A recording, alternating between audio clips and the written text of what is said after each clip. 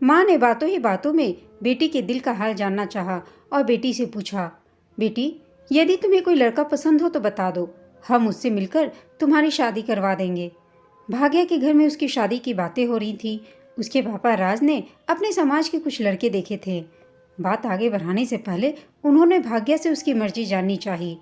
जवाब में भाग्या ने घर वालों की बात पर अपनी मोहर लगाते हुए कहा, पापा, कोई नहीं, आपको जैसा ठीक लगे मुझे मंजूर है। ठीक है बेटा, फिर मैं लड़के वालों से बात करके मिलने की तारीख तय कर देता हूँ। आपस में तुम लोग एक दूसरे से मिल लो, फिर बात आगे बढ़ेगी। घर पर शादी की तैयारियां शुरू हो गईं। इधर भाग्या भी अपने काम में व्यस्त थी।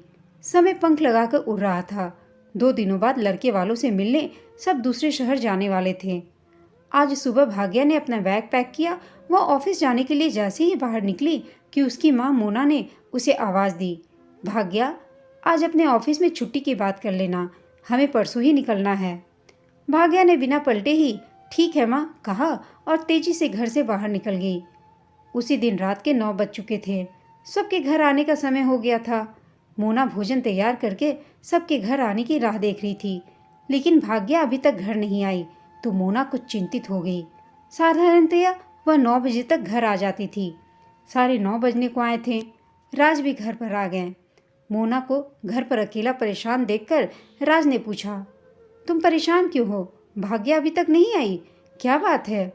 मोना ने पलटकर कहा, हाँ, आती ही होगी, आजकल काम ज़्यादा है इसलिए जल्दी जाती है और देरी से घर आती है। राज कुछ बोल नहीं पाए, लेकिन उन्होंने कहा, मैं फ़ोन लगाकर पूछती हूँ कि कहाँ है। उन्होंने भाग्या को फ़ोन लगाया। घंटी जा रही थी किंतु भाग्या ने फ़ोन नहीं उठाया। सब परेशान हो रहे थे। समय गुजर रहा था। 10 बजे तक भाग्या घर नहीं आई तो राज ने कहा, मैं देख कर आता हूँ बाहर, चल संजू। संजू भाग्या का छोटा भाई था। राज ने जैसे ही घर के बाहर कदम रखा कि मोना के फ़ोन की घंटी बजी। मोना ने वहीं से आवाज़ देकर कहा, रुको, भाग्या का फ़ोन है। मोना ने फ़ोन उठाया। कब से तुझे फ़ोन कर रहे हैं, उठा भी नहीं रही है। सब ठीक है ना? कहाँ है? कब तक आएगी घर? सब परेशान हैं। लेकिन भाग्या ने मोना की बात को बीच में काटकर कहा, माँ, मेरी चिंता मत करो, मैं ठीक हूँ, मैंने शादी कर ली है, मुझे ढूंढने की कोशिश मत करना, हम नहीं मिलेंगे, हमने शहर भी छोड़ दिया है, कहकर भाग्या ने फ़ोन काट दिया। हेलो भाग्या, सुन तो, मोना बोलती रही और फ़ोन कट गया। फ़ोन हाथ से छूटकर ज़मीन पर गिर गया। कटी हुई डाली की तरह मोना धम से ज़मीन पर गिर पड़ी। यह देखकर सभी उनकी तरफ दौड़े। क्या हुआ? मोना ने अस्फुटित शब्दों में कहा, भाग्या ने शादी कर ली है और कहा है कि वह वापस नहीं आएगी, उसे मत ढूंढना, वह यह शहर भी छोड़कर चली गई है। उसके इस कदम से घर के सभी लोग स्तब्ध हो गए। नींद उड़ गई थी सबकी। भोजन ठंडा हो गया था। घर में भय से भरा सन्नाटा पसरा हुआ था। बाहर के कमरे में सभी लोग बैठे थे, किंतु वे सभी कुछ कहने, सुनने व सोचने की स्थिति में नहीं थे। अब जाए भी तो जाए कहाँ? जवान लड़की का इस तरह चले जाना इज्जत का सवाल होता है। ऐसी खबरें भी आग की तरफ फैलती हैं। मोना छाती पीटकर रो रही थी। उधर राज का क्रोध 7वें आसमान पर था। वे मोना पर अपने क्रोध के अग्निबाण चला रहे थे। सब तेरा ही सिखाया पढ़ाया है, घर पर क्या करती हो, बच्चों का ध्यान नहीं रख सकती? उसके पिता ने उन्हें बीच में ही टोक दिया। अब लड़ने झगड़ने से क्या फ़ायदा? तुम्हारी इसी हरकत से तो वह चली गई घर छोड़कर। जब देखो एक दूसरे को काटने के लिए दौड़ते हो। अब शांत होकर आगे की सोचो। लड़की जात है, इस बात का ध्यान रखना कि बात घर से बाहर नहीं जाए। अब शादी कर ली है तो लड़की को घर लाने की बात सोचो। मन को शांत रखो, उसे समझा बुझाकर घर लाना होगा। उनकी बात सुनकर सब लोग चुप थे। मन में उथल पुथल मची हुई थी और हारे हुए से अपने समय को कोस रहे थे। 2 दिन हो गए, भाग्या की कोई खबर नहीं मिली। परिवार के सभी लोग इस बात से चिंतित थे कि कहीं लड़की के साथ कुछ गलत तो नहीं हुआ। कौन सी जाति का लड़का है, क्या करता है, आजकल समाज में किस तरह की घटनाएं हो रही हैं, सभी जानते थे। चिंता होना लाजमी थी। कहते हैं ना, इश्क मुश्क छिपाए नहीं छिपता। इस बात को परिवार भरसक छिपाने का प्रयास कर रहा था, लेकिन जल्दी हवा में सुगबुगाहट शुरू हो गई। गांव में ऐसी बातें जल्दी फैलती हैं। इधर उधर से लड़के की जानकारी भी मिल रही थी। इसे भाग्या के साथ देखा गया था। 2 दिन तक जब भाग्या की कोई खबर नहीं मिली तो सबने पुलिस की मदद लेने का फैसला लिया। लेकिन तभी फ़ोन की घंटी बजी। नया नंबर देखकर राज ने फ़ोन उठाया। उधर से भाग्या की आवाज़ आई, पापा, मैं बहुत खुश हूँ, हमें ढूंढने की कोशिश मत करो, हम आपको नहीं मिलेंगे और ना ही हम घर आएंगे। राज ने मन शांत रखकर कहा, ठीक है, तुमने शादी कर ली है, लेकिन अब तो घर आ जाओ, बैठकर बात करेंगे। हम उसी लड़के से तुम्हारी शादी समाज के सामने करवा देंगे। ऐसे हम समाज में क्या मुंह दिखाएंगे? हमें भी तो लड़के से मिलने दो। नहीं आई तो मजबूरन हमें पुलिस की मदद लेनी ही पड़ेगी। मैंने कहा ना, मैं बहुत खुश हूँ। आपको पुलिस में जाने की कोई ज़रूरत नहीं और हमें ढूंढने की कोशिश मत करना। हमने शहर छोड़ दिया है। मैं अब बालिग हूँ, अपना भला बुरा सोच सकती हूँ। इसके बाद फ़ोन बंद हो गया। आजकल सोशल मीडिया ने सबकी ज़िंदगी में अपने पांव पसार रखे हैं। दुनिया में यह जीवन की खुली किताब का सबसे आसान जरिया भी बन गया है। देर रात भाग्या ने अपने सोशल अकाउंट पर शादी की तस्वीरें पोस्ट करके अपनी शादी को सार्वजनिक कर दिया। उसके बाद उसने अपना फ़ोन भी बंद कर दिया। परिवार जिस इज्जत की दुहाई दे रहा था, उसे उसने पल भर में चकनाचूर कर दिया था। समाज रिश्तेदारों में यह बात आग की तरफ फैल गई थी। जितने मुंह उतनी बातें। लड़के की तस्वीर देखकर भाग्या के घर वालों ने लड़के के घर का पता ढूंढना शुरू किया। गांव के कुछ शुभचिंतकों ने लड़के वालों का पता भी दे दिया। ऐसे समय में शुभचिंतक भी बहुत पैदा हो जाते हैं। सब भागे भागे लड़के के घर गए। वह उसके माता पिता से कहा, हमें हमारी लड़की से मिलने दो। लेकिन उन्होंने भी साफ कह दिया कि उनका लड़का भी घर से गायब है। वह उसका फ़ोन भी बंद आ रहा है। वे भी बहुत परेशान हैं। उसे संपर्क करने की कोशिश कर रहे हैं। राज को गुस्सा आ गया। वे बोले, आपको जैसे ही पता चले हमें भी अवगत कराएं। आपके लड़के ने हमारी लड़की को भगाया है, हम उसे छोड़ेंगे नहीं। लड़के वाले भी घबरा गए। वे बोले, देखिए, हमें भी उतनी ही परेशानी हो रही है जितनी कि आपको। हमारा लड़का भी घर से भाग गया है, हम क्या कहें। वे मायूस होकर घर वापस लौट आए। घर से बाहर निकलना मुश्किल हो रहा था। उधर लड़के वालों का भी संदेश आ गया। अच्छा हुआ लड़की शादी से पहले भाग गई, वरना हमारे बच्चे की जिंदगी बर्बाद हो जाती। राज ने घर में सबको कह दिया, इस लड़के ने हमारी नाक कटवा कर रख दी है, अब हमें उससे कोई नाता नहीं रखना। इधर भाग्या के जीवन में बसंत ने खुशियों की दस्तक दी थी। पलाश के प्यार ने उसके जीवन को महका दिया था। आज वह दुनिया से चीख चीख कर कहना चाहती थी कि मैं आज़ाद हूँ। जैसे कोई पंछी पिंजरे से बाहर निकलकर खुले आसमान में मदमस्त होकर विचरण करता है, वैसे ही भाग्या का मन उड़ान भर रहा था। उमंगे जहाँ हृदय में हिलोरे मार रही थी, वहीं भय भी ग्रहण बनकर बैठा था। कब क्या होगा कोई नहीं जानता था। उसे पता था कि उसका परिवार इतनी आसानी से उन्हें जीने नहीं देगा। इधर पलाश हर कदम पर उसके साथ खड़ा था। हर 2 दिन में वे शहर बदलते रहे कि कहीं उनका नंबर ट्रेस करके ढूंढ लिया तो पकड़े जा सकते हैं। इस भागम भाग में भी यह प्रेमिल जोड़ा अपनी दुनिया में खुशियों के रंग भर रहा था। भाग्या के माथे पर सिंदूर की लालिमा दमक रही थी, वहीं आंखों में भविष्य के सुनहरे सपने पल रहे थे। प्यार के रंग में रंगी उसकी जिंदगी में इंद्रधनुषी रंग भर गए थे। उसके ससुराल वालों ने उसे अपनी पलकों पर बिठाकर इतना दुलार दिया कि उसके माता पिता की कमी महसूस नहीं हुई। उनके साथ के बिना यह शादी संभव नहीं थी। शादी की तस्वीर पोस्ट करने के बाद दोनों गुजरात के एक होटल में 2 दिन के लिए रुक गए। रात को पलाश ने अपने घर फोन करके माता पिता से स्थिति का जायजा लिया। वह उनके अपने सकुशल होने की सूचना दी। नवविवाहित जोड़ा प्यार की खुमारी के रंग में रंगा हुआ अपने जीवन को सतरंगी बना रहा था। रात को पलाश थक कर सो गया, पर भाग्य की आंखों में नींद नहीं थी। पलाश की आगोश में लेटी हुई वह अपने अतीत में विचरण कर रही थी। बचपन से ही उसने अपने घर में प्यार के 2 शब्द भी नहीं सुने थे। माता पिता को हमेशा लड़ते देखा था। दोनों का गुस्सा भाग्या पर निकलता था। माँ ने भी हमेशा संजू और उसमें फ़र्क किया, जैसे उसका लड़की होना ही बुरा था। वे लड़की की जिम्मेदारियों से बचना चाहते थे। बात बात पर भाग्या को कोसना व मारना उनके लिए आम बात थी। माँ तो हर वक्त उसे डांटती रहती, तो कभी गुस्से से उसका सिर दीवार से भी फोड़ देती थी। पापा का दिल उसके माथे से निकलते हुए खून को देखकर भी कभी नहीं पसीजा।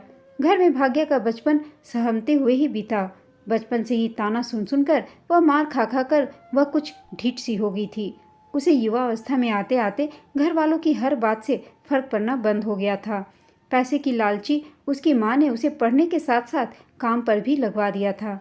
उसकी माँ को बस मिलने वाले गिफ्ट व पैसे के अलावा किसी बात से कोई मतलब नहीं था कि भाग्या बाहर क्या करती है। भाग्या ने भी उन्हें पैसे व गिफ्ट देकर उनका ध्यान खुद से हटा दिया। घर में उपेक्षित बच्चों के कदम बाहर जल्दी भागते हैं। अपनेपन व प्यार के लिए तरसती भाग्या के कदम कम उम्र में ही भाग गए थे। एक बार अपनी क्लास की मुसलमान सहपाठी के साथ बात करते हुए वह पकड़ी गई, तो घर से बाहर निकलने के साथ उसका कॉलेज भी जाना बंद करवा दिया गया। उसे घर में बंधक बनाकर नज़रबंद कर दिया गया था। उसके दोस्त को मारपीट कर धमकाकर हवालात के दर्शन करवा दिए। वह लड़की को बहलाने फुसलाने की रपट करवा दी। दोनों तरफ पहरे हो गए थे।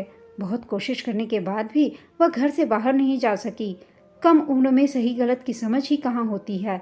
मामला शांत करने के लिए कुछ दिनों बाद उसे ननिहाल में भेजकर घर वालों ने उसकी शादी करवाने का निर्णय लिया। लेकिन शादी की बात सुनते ही उसने आत्महत्या करने की कोशिश की। बहुत मुश्किल से कुछ रिश्तेदारों ने बीच बचाव करके कहा, लड़की अभी बहुत छोटी है, पहले लड़की को लिखाओ पढ़ाओ, प्यार से समझाओ। भाग्या के पास भी दूसरा मार्ग नहीं था, या तो वह पढ़े या शादी करे। उसने फिर से पढ़ लिख कर कुछ करने का मन बनाया। घर वालों ने भी उसके प्रति थोड़ी नरमी बरतनी शुरू कर दी। घर वालों ने प्राइवेट परीक्षा देने की अनुमति प्रदान की, लेकिन घर से बाहर उसे अकेले आने जाने की अनुमति नहीं थी।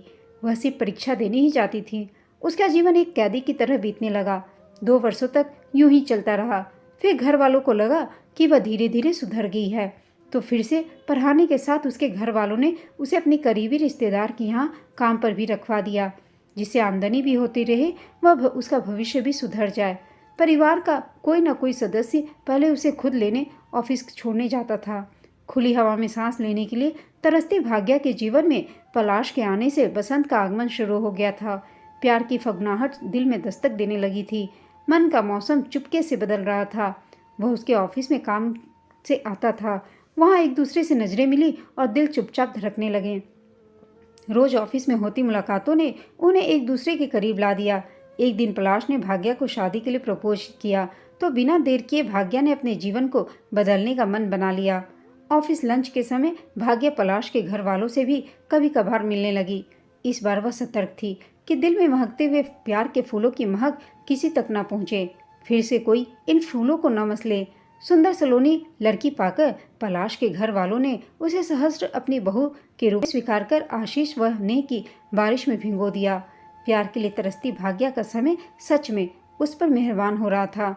इधर परिवार में उसकी शादी के चर्चे शुरू हो गए, तो भाग्या ने घबराकर पलाश व उसके परिवार को सब कुछ सच सच बता दिया कि अतीत में उसके साथ क्या घटा था। वह उन्हें खोना नहीं चाहती थी। उसने कहा, जल्दी से शादी कर लो, वरना हमारी शादी कभी नहीं होगी। पलाश के माता पिता ने कहा, बेटी तुम चिंता मत करो, हम तुम्हारे घर वालों से बात करेंगे। कहते हैं ना, दूध का जला छाछ भी फूक फूक कर पीता है। तब उसने कहा, नहीं, मेरे घर वाले नहीं मानेंगे। मेरे पापा बहुत गुस्से वाले हैं। वे पलाश के साथ कुछ भी कर सकते हैं। उनकी यहाँ सबसे बहुत जान पहचान है। भय से उसका चेहरा पीला पड़ रहा था। ऑफिस के काम में भी उसका मन नहीं लग रहा था। ऑफिस का मालिक उनके परिवार का करीबी था। वह उसके परिवार के बारे में सब कुछ जानता था। उसने भाग्या के जीवन में खुशियों की खातिर उसका साथ देने का फैसला किया। उसने भाग्या को दिलासा दिया कि वह उसकी मदद करेगा, पर किसी को भी यह बात पता नहीं चलनी चाहिए। उसने भाग्या के घर पर संदेश दिया कि आजकल ऑफिस में काम ज़्यादा है, इसलिए ऑफिस जल्दी आना होगा व देर तक रुकना होगा। रिश्तेदार होने के कारण किसी को उस पर शक भी नहीं हुआ। इधर पलाश व उसके घर वालों ने गुपचुप तरीके से झटपट शादी की तैयारियां शुरू कर दी। माता पिता बनकर वे बेटी को घर लाने की तैयारी कर रहे थे। किसी को कानों कान खबर नहीं हुई। भाग्या ने भी घर छोड़ने के कुछ दिनों पहले से अपने जरूरी पेपर्स चुपचाप ले जाकर अपने होने वाले नए घर में रखना शुरू कर दिया। चुपचाप सारी तैयारी को अंजाम देते हुए अंत में दूसरे शहर में जाकर कोर्ट मैरिज कर ली। भाग्या के सास ससुर ननद नंदोई सबने मिलकर उसकी झोली खुशी से भर दी। उसी शाम दोनों पलाश की बहन के घर गुजरात चले गए। शेष सभी लोग देर रात तक वापस शहर में आ गए। रात को राज ने उसके ऑफिस में जब पूछताछ की तो मालिक ने कह दिया, मैं तो आज दिन में बाहर ही गया था, मुझे नहीं पता। सबकी कोशिशों ने भाग्या का जीवन बदल दिया था। मामला ठंडा होने तक दोनों एक शहर से दूसरे शहर घूमते रहे, फिर पुलिस की मदद से अपने घर लौट आए। आज पंछी कैद से आज़ाद था।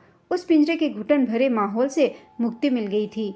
यहाँ सांस लेने के लिए खुला आसमान था, रहने के लिए घर था जिसे वह अपना कह सकती थी, जो मन चाहे कर सकती थी। जीवन के निरस रंग चटकीले रंगों में बदल गए थे।